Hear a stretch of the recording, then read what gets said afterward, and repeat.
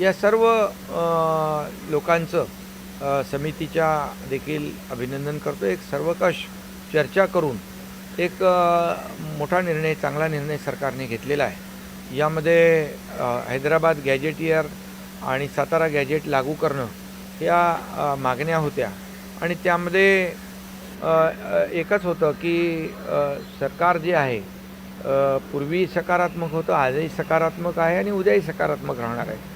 Hyderabad gadget लागू करण्यासंदर्भातलं किंबहुना प्रमाणपत्र मिळणं अधिक सुलभ होणं, सोपं होणं या बाबतीमध्ये निर्णय होणं आवश्यक होतं, अशी त्यांची मागणी होती।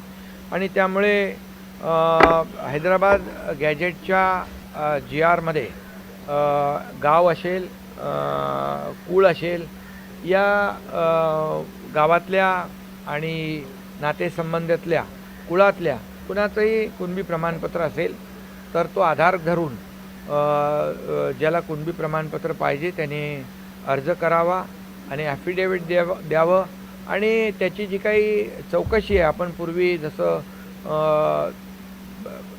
प्रमाणपत्र देण्याची जी प्रक्रिया आहे नियम 2012 यामध्ये जे काही गृह चौकशी म्हणजे चौकशी करणं त्याचं यासाठी त्रिसदस्यीय देखील समिती आपण गठीत केली। त्या अगदी बॉटम लेवलला, अगदी खालच्या पातळीवर ग्राम महसूल अधिकारी, ग्रामपंचायत अधिकारी आणि सहाय्यक कृषी अधिकारी अशी त्रिसदस्यीय कमिटी गठीत केली। म्हणजे अगदी खालच्या पातळीवर जाऊन त्या अर्जदाराच्या बाबतीमध्ये